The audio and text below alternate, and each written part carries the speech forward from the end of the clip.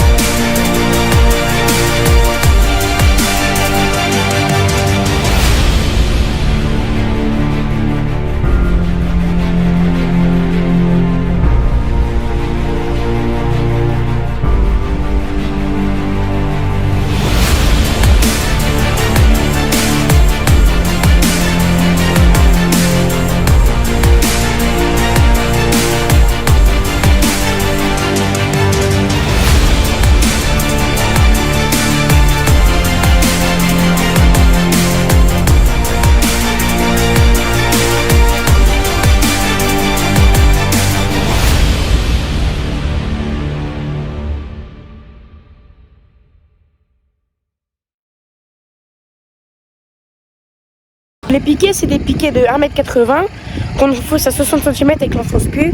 Donc il nous reste 1,20 m si vous voulez. Donc après sur les 1,20 m on met 2 isolateurs du fil Gallagher. Et après du coup on laisse souvent dans les grandes lignes droites on laisse 14 mètres de moyenne entre les deux piquets quoi.